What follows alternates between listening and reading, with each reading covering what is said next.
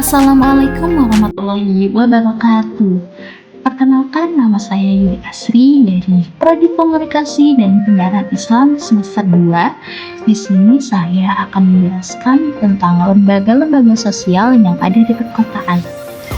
Pembahasannya yaitu pengertian lembaga sosial, ciri-ciri lembaga sosial di perkotaan, jenis-jenis lembaga sosial di perkotaan, fungsi lembaga sosial di perkotaan, dan tantangan lembaga sosial di perkotaan.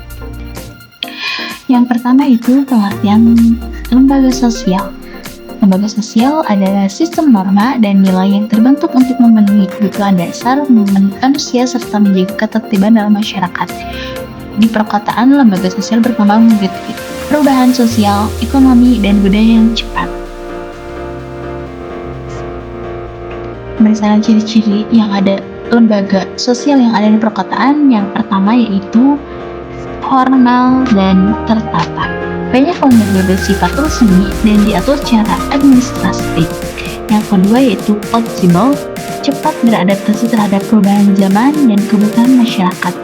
Yang ketiga itu tersegmentasi, di mana masyarakat kota terbagi dalam kelompok-kelompok sosial yang berbeda berdasarkan pekerjaan, pendidikan, status ekonomi, dan lain-lain. Yang terakhir itu kompleksitas tinggi, hubungan antara individu lebih bersifat fungsional daripada emosional. Selanjutnya yaitu jenis-jenis lembaga sosial yang ada di perkotaan. Yang pertama yaitu lembaga keluarga.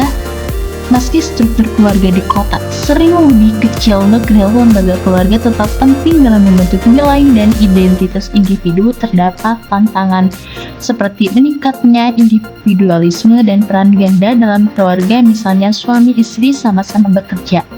Yang kedua yaitu pendidikan. Lembaga pendidikan berfungsi sebagai sarana sosialisasi nilai, pengetahuan, dan keterampilan, tersedia dalam berbagai tingkatan dan jenis seperti sekolah negeri, swasta, internasional, kursus, dan lain-lain.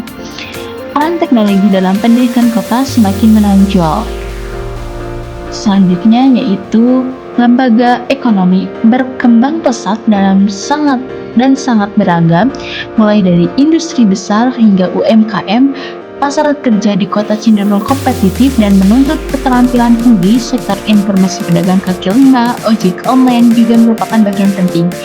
Selanjutnya itu lembaga politik, meliputi institusi pemerintahan, partai politik, organisasi masyarakat sipil, dan lain-lain. Warga kota cenderung lebih aktif secara politik, terutama melalui media sosial. Adapun lembaga agama, terdapat banyak tempat ibadah yang melayani komunitas-komunitas berbeda. Fungsinya yaitu keagamaan bisa meluas ke sosial, pendidikan, dan ekonomi. Tantangannya muncul dalam menjaga toleransi antar umat.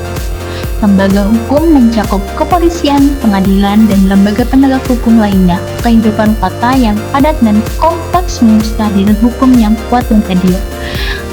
Selanjutnya yaitu lembaga sosial lainnya, termasuk LSM, komunitas hobi, organisasi pemuda, kelompok advokasi, dan lain-lain, menjawab kebutuhan sosial tertentu yang tidak ditantangi oleh lembaga formal.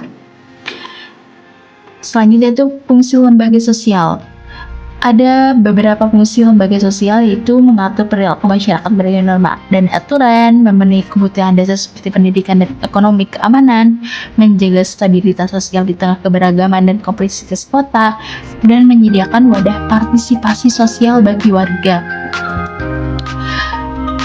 Mungkin ada tantangan lembaga sosial yang ada di perkotaan. Itu urbanisasi yang cepat menyebabkan ketimpangan sosial dan ekonomi, individualisme tinggi dan lemahnya kohesi sosial, kemiskinan, pengangguran, dan kriminalitas sebagai dampak sosial. Globalisasi